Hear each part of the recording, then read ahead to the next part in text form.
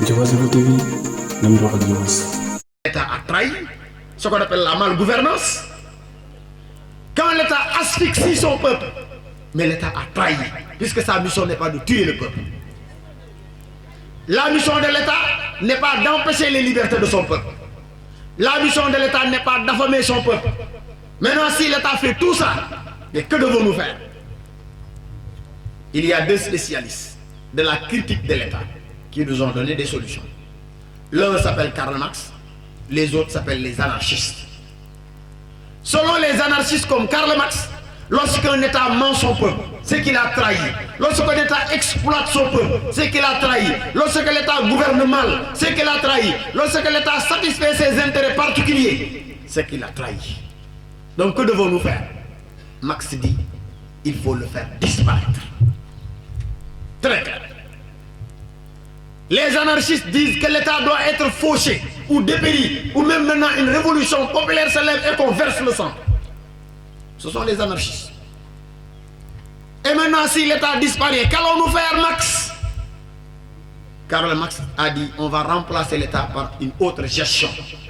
La société peut être gérée autrement. Et cette gestion, Marx l'appelle la gestion communiste. La commune, chaque commune se gère. Et pourtant, il y a des États qui sont gérés comme ça. Le marxisme a réussi. En 1917, la Russie intègre le marxisme-léninisme avec Vladimir Ilyich Ulyanov, Lénine.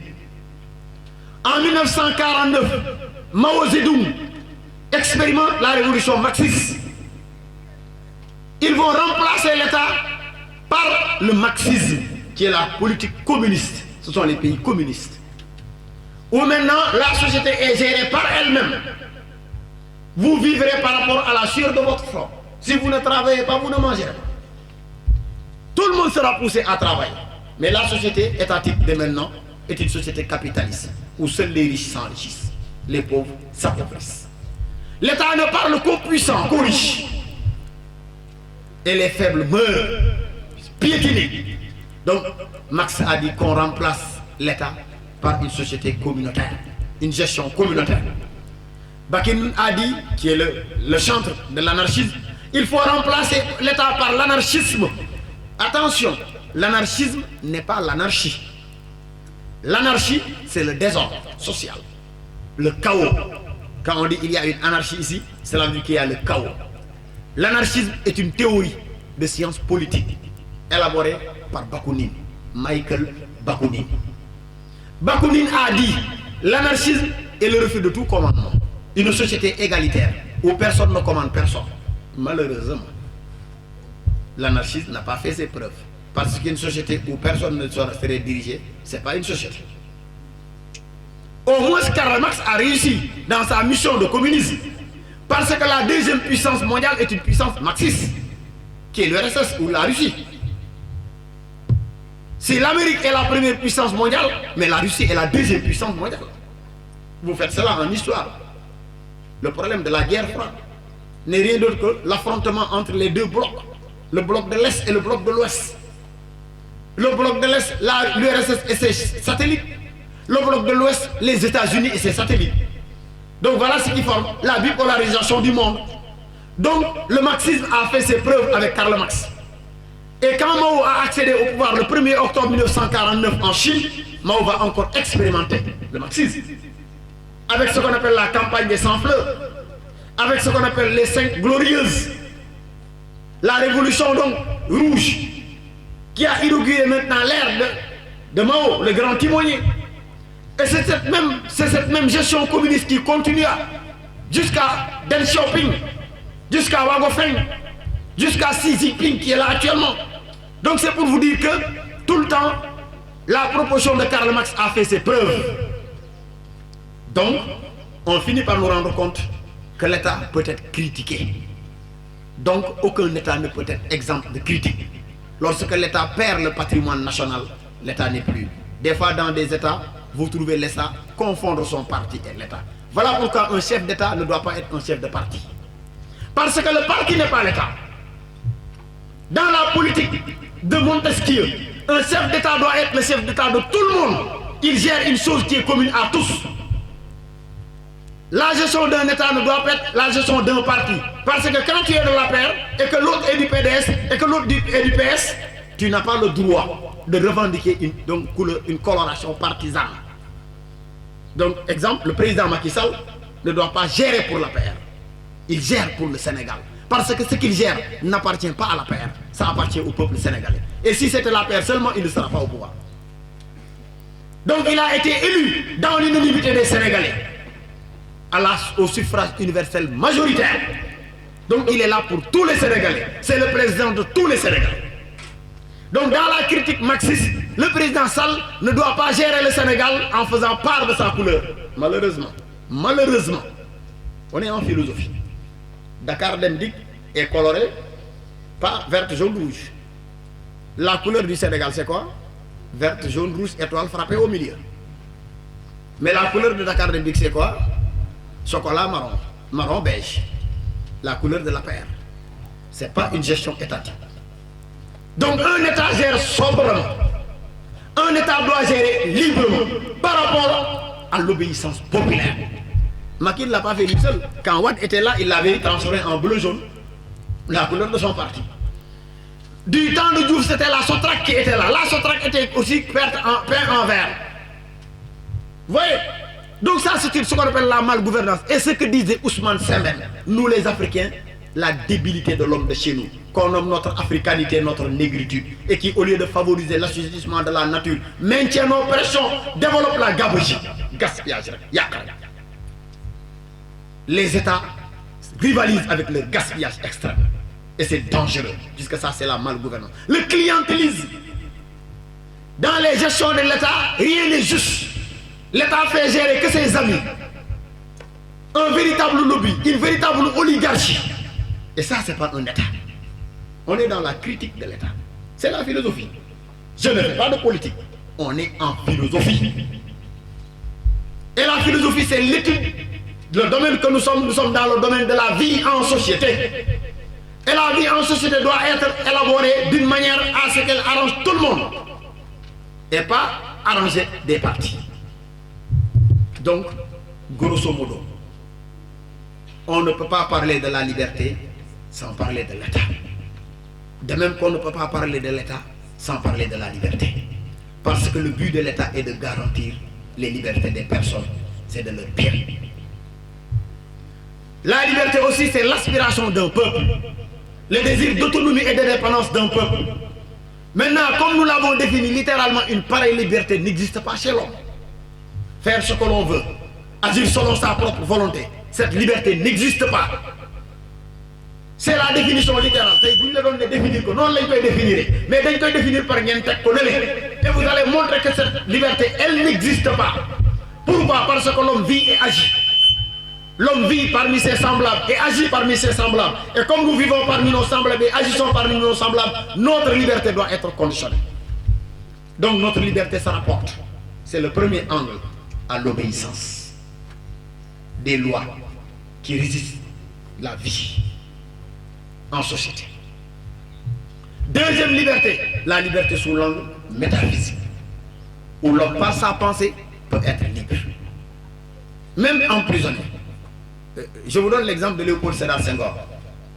En 1940, Senghor fut pris prisonnier au front de Stalag, c'est-à-dire en guerre, pendant la Seconde Guerre mondiale. C'est un ancien combattant. Il fut emprisonné par les Allemands. Chaque soir, Senghor disait « J'étais libre ». Et pourtant, Senghor était en prison avec les Boches. Et c'est en prison qu'il va écrire son fameux poème, le recueil de poèmes Chant d'ombre, Woy Kilendem. Senghor, il est fort. Woy Kilendem. Cela dit, j'étais emprisonné dans l'obscurité. Je chantais. Et dans Chant d'ombre, il y a des récitations ou des poèmes qui sont très beaux. Un des poèmes, Nuit de cygne. Pourtant, Senghor, au fond de la prison, il était en cygne, au cygne, c'est-à-dire son pays natal, cygne. Il dit, voici que décline la lune, lasse, sur son lit de mer étang. Voici que s'assoupissent les pieds des danseurs, que s'alourdisse la langue des cœurs alternés. Et pourtant, Senghor était en prison et il était en train de voir les danses. Donc, dans sa mémoire, il se rappelait. Il était libre dans ce que Platon appelle les réminiscences, les souvenirs profonds. Nous sommes dans la liberté métaphysique. Il a exprimé aussi une liberté du cœur. Dans femme nue, femme noire. Femme nue, femme noire. Senghor était en prison. Regarde ce qu'il dit. Il y a tout le temps le terme obscurité qu'il fait apparaître. Mais dans cette apparition du terme obscurité, Senghor nous démontre tout le temps qu'il est libre. Vêtu de ta couleur qui est beauté, de ta forme qui est vie. J'ai grandi à ton ombre et la douceur de tes mains bandait mes yeux. Voyez, plus loin, plus loin, plus loin. Il dit, forme que je fixe dans l'éternel, avant que le jaloux destin ne te réduise en cendres pour nourrir les racines de la vie. Donc nous finissons par nous rendre compte que Senghor était en train donc de parler d'une notion de liberté. En prison, il a élaboré un poème. Prenons Hitler. Adolf Hitler était emprisonné. Et dans la prison, Hitler a créé un projet. Il a fait son projet dans sa tête. Un livre qu'il a écrit qu'il appelle Mein Kampf. Mein Kampf, ça signifie mon combat. Quand Hitler fut libéré en 1933, il assiste aux élections. Et il gagne les élections en 1936. Le pouvoir suprême est là. Hitler est plébiscité par les Allemands. Il devient le Reichsführer, quelqu'un qui était en prison. Et tout ce qu'il avait élaboré en prison, dans sa tête et dans son cœur, Hitler va l'élaborer. Quoi d'abord? Une mission sainte, selon lui. D'abord, les Juifs, il faut les éliminer. Parce que les Juifs, ils constituent le poison de ce monde. Et les nègres, c'est la saleté du monde. C'est Hitler qui parle, pas moi. Il dit, après je m'occuperai des Français. Je règle d'abord les Juifs. Et le premier pays qu'il a visé, c'est la Pologne. Parce qu'il a dit, la Pologne est le foyer de la bolchevisation juive mondiale. Il faut les régler. Et quand j'aurai fini, je vais élaborer un camp en Afrique. Je vais laver l'Afrique de ces saletés de nègres. C'est Hitler. Il allait tous nous tuer. Voilà pourquoi il y a un poème qu'on avait étudié au CM2. Si ce n'était pas les peuples noirs, braves comme des cochons, nombreux comme des fourmis, je bombarderai la France en 24 heures. Je mettrai De Gaulle dans une bouteille carrée et je les jetterai dans l'océan Atlantique. Moi, Hitler, la balle qui me tuera, la mère de sa mère, c'est lui qui la préparera. La mère de sa mère n'est pas encore née. Voyez, donc on a comme l'impression, donc si Hitler là était en train d'exprimer un désir, une haine qu'il avait en son cœur, on l'appelle la haine. Et cette haine-là était une haine anti-juive. Voilà donc la notion de liberté pour nous résumer. Voilà, merci. Donc on exige les questions, après on va résumer là. Moudia. Ça m'a donné mon abou. xam-xamu kenn agul ba mën a wax borom baxane bee lii lay xalaat kon lu ñeme yàlla dëgg mooy loolu. Chacun de vous a quelque chose dans sa tête et il n'obéit à personne. Pourquoi? Parce qu'il est au fond de lui-même. Mais il fallait descendre là. L'obéissance supprime la liberté. Mais quelle liberté? Donc elle supprime la liberté intérieure, parce qu'elle permet à l'homme de ne plus obéir extérieurement. J'ai parlé du libre arbitre tout à l'heure. Dans mon libre arbitre, si je veux, j'obéis. Si je veux, j'obéis pas. Je suis guidé par ma liberté intérieure psychique. Cependant, l'obéissance n'est-il pas plutôt ce qui favorise la liberté physique de l'homme? Cette fois-ci, physique. Donc vous mettez liberté physique, liberté psychique. Psychique, c'est au fond de moi. Ou en obéissant, j'élimine cette liberté-là. Pourquoi? Parce que cette liberté est une liberté intérieure, est une force qui est en moi, qui s'articule autour du libre arbitre, qui s'articule autour de l'intentionnalité, qui s'articule autour de la responsabilité. Donc si j'obéis, je ne suis plus responsable. J'élimine ma liberté sous forme de responsabilité, parce que ce n'est pas moi qui ai pris la décision de faire, on m'a guidé. Si j'obéis, je n'ai plus la bonne intention. Vous le faites gratuitement. C'est ce qui fait qu'elle s'appelle l'intention. Yéné. Inamal amalu biniyati. Donc, quand j'obéis, quand j'écoute quelqu'un me dire Tenga defal diou dara, je ne suis plus libre. Parce que ce n'est pas moi qui ai décidé. C'est un autre qui a décidé à ma place. Donc quand on me conditionne, je ne suis plus libre, parce que c'est une condition.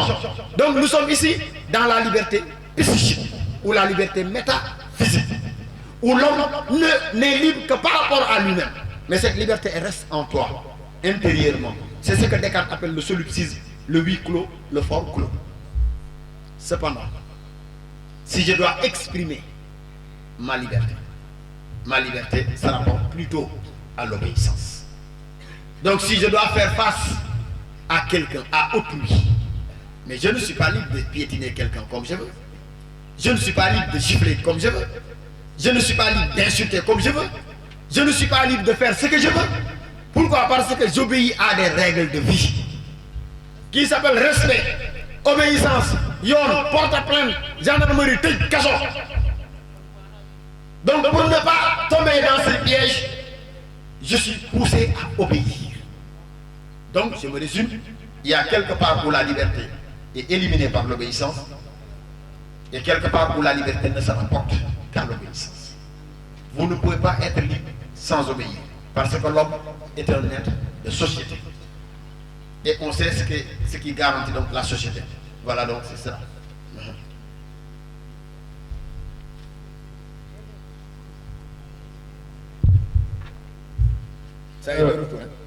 L'autre question est de savoir si l'État est un obstacle à la liberté.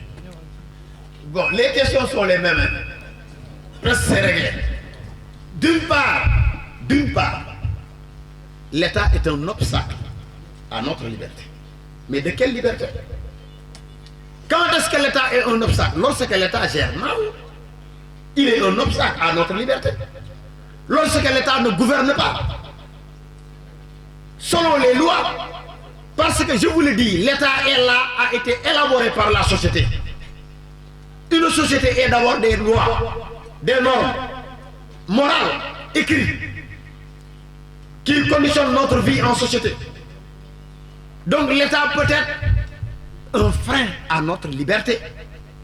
Si l'État est un abus de pouvoir, quand l'État exprime un abus de pouvoir, quand l'État gère mal, là, le peuple se sent étouffé. Et quand l'État est trop fort, le peuple s'étouffe. Quand l'État exprime trop son pouvoir, le peuple meurt. Et le peuple, c'est lui le souverain. Un État n'est légitime que lorsque le peuple est souverain. Quand l'État piétine les libertés populaires, on les réclame. Le peuple se lève en masse et les réclame. Et ce qui fait les révolutions populaires. Et nous savons que la rue, elle a une puissance extraordinaire. Quand la rue se lève, l'État se plie. Donc lorsque l'État étouffe nos libertés, l'État est un obstacle à nos libertés. Mais le but de l'État n'est pas d'être l'obstacle à nos libertés. L'État est une contrainte certes, mais une contrainte nécessaire. Une contrainte est un obstacle. Quand quelqu'un veut violer la liberté de l'autre, l'État se fait face à toi. Donc c'est pourquoi en société, on ne se fait pas justice. Quand quelqu'un vous fait du mal, ou quelqu'un vous moleste, il faut porter plainte à celui qui a de droit, c'est-à-dire à l'État. Et je vous l'ai dit, la première expression de l'État, c'est la police. Dès que vous voyez la police, tout le monde sait que l'État est là présent. Les forces de l'ordre, ce que Maxime Weber appelle la violence légitime. Pour restaurer l'ordre, l'État peut briser. Carrément, c'est son rôle. Pour restaurer l'ordre, l'État peut taper fort. L'État peut même tuer. Puisque son but est de restaurer l'ordre. Pour que tout le monde obéisse. Afin de garantir une société harmonieuse, fiable et viable. Où les libertés des citoyens sont respectées. À l'égalité. Devant tout le monde. C'est pourquoi on dit la loi, il y a égalité devant la loi. On est tous égaux devant la loi. Donc dans un état normal, on a dit. Donc d'une part, l'État peut être un obstacle à nos libertés. Quand l'État n'est pas là pour le peuple. Quand l'État est l'expression d'un abus de pouvoir. D'autre part, l'État est là pour favoriser la liberté des peuples. Parce que le peuple n'est légitime, n'existe que par rapport à l'État. Et l'État n'est légitime que par rapport à la souveraineté du peuple. Et le mot souverain montre déjà la notion de liberté. Un peuple souverain est un peuple libre, indépendant. Et ce peuple n'est libre et indépendant que par la force d'un État organisé. Je vous l'ai dit, l'État est récent. Il est récent. Les sociétés étaient organisées autrement. Mais aujourd'hui, l'État dans lequel nous sommes est devenu incontournable depuis quelques années. Surtout l'État démocratique. L'idéal démocratique est devenu l'idéal de l'État qui peut garantir d'une manière équitable les lois. Mais est-ce qu'on peut obtenir une démocratie réelle? Bien. Maintenant, il y a une question qui est un petit peu particulière par rapport. C'est la question de Jean Aïdesen qui dit que dans le contrat social, est-ce que l'homme parvient-il à un certain obstacle de nuire à ses conservations? Et cette année, au second tour, vous pouvez avoir le contrat social. Parce qu'il y a 2 livres qui sortent tout le temps, des textes qu'on tire sur 2 livres. Le premier, c'est l'apologie de la pensée. De 2009 à 2021, c'est là où on prenait. Donc on peut effectuer un changement cette année et donner du contrat social.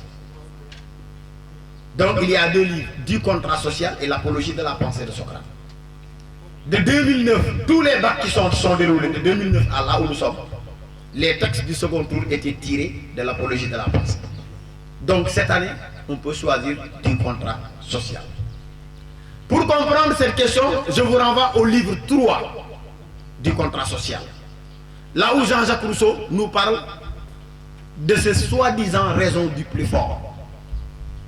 Et ça a amené une sorte de confrontation entre Thomas Hobbes, qui a écrit une idée semblable au XVIIe siècle, et Jean-Jacques Rousseau au XVIIIe siècle. Parce que ce sont 2 philosophes qui se sont succédés. Donc Thomas Hobbes est du XVIIe, Jean-Jacques Rousseau est du XVIIIe siècle.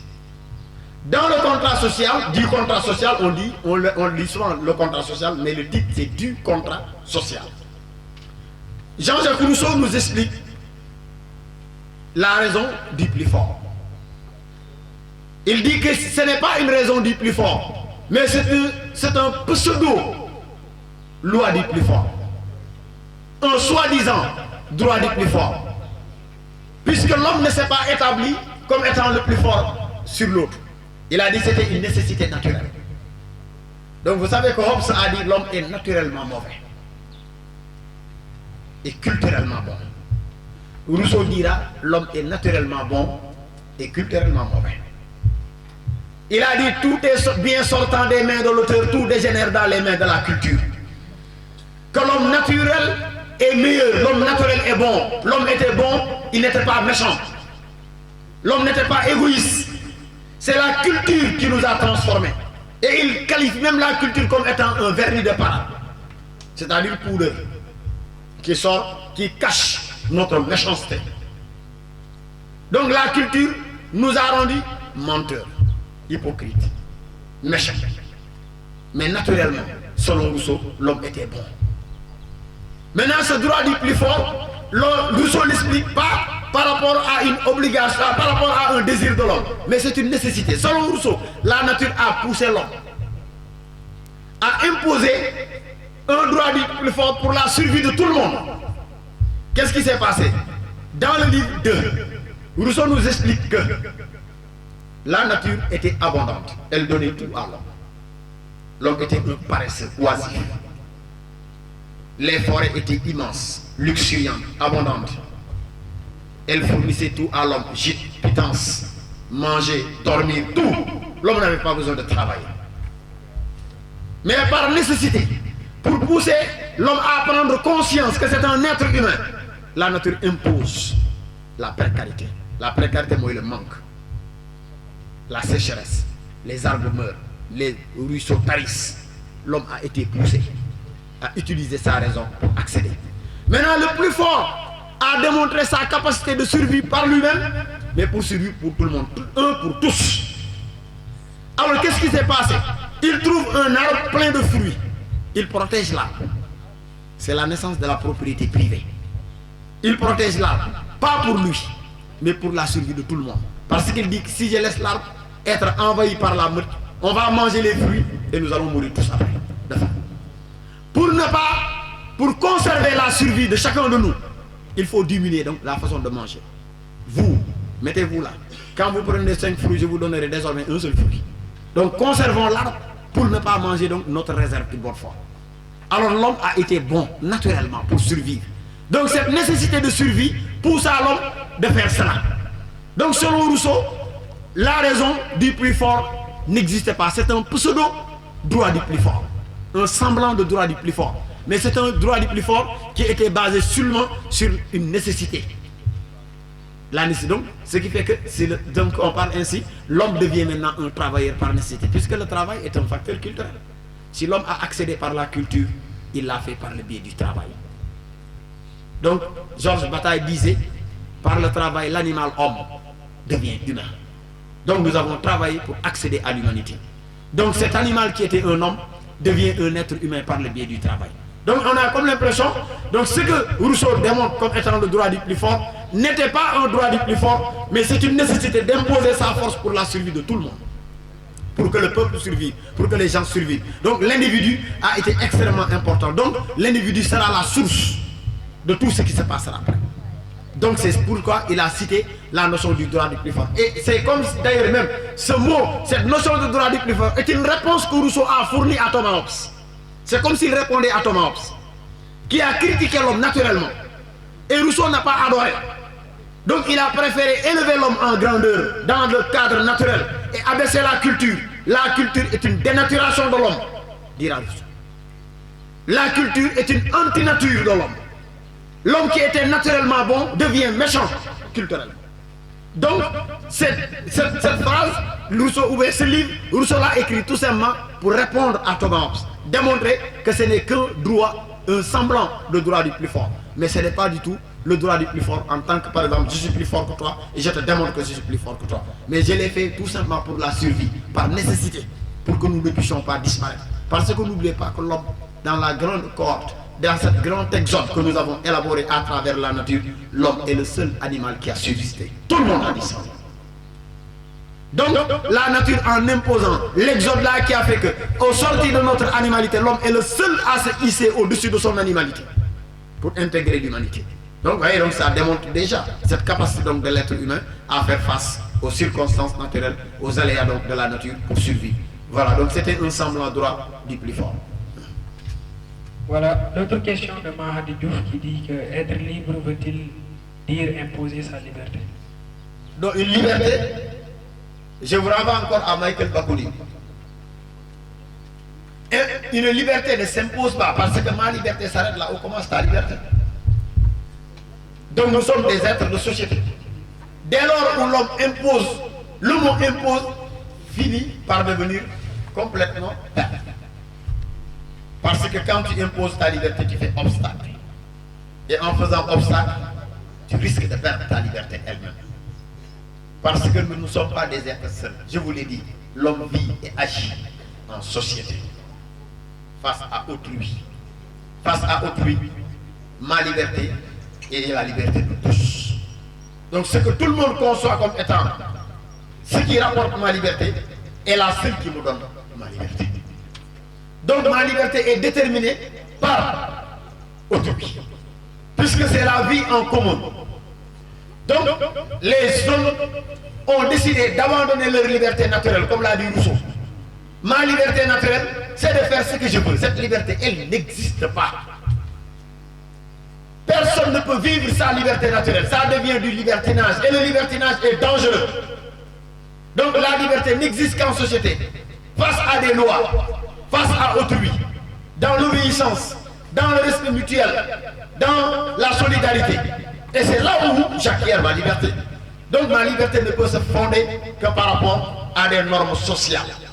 De l'autre côté, si je veux exprimer une autre liberté, je peux exprimer une liberté métaphysique.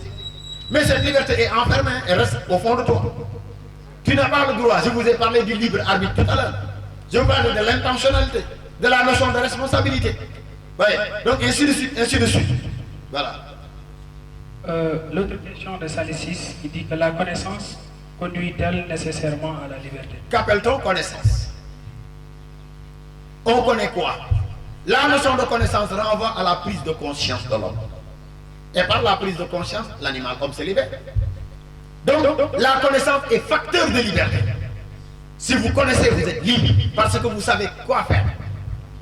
Quand vous agissez par connaissance. Et la connaissance, elle est large. Il y a la connaissance personnelle comme il y a la connaissance collective. Kham-kham. Mais ça libère.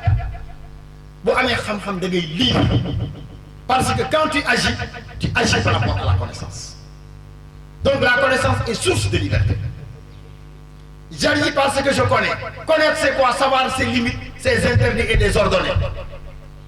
Et maintenant j'exprime ma liberté parce que je suis conscient. Quand vous connaissez réellement une chose et que vous foulez cette chose-là et qu'on vous prenne.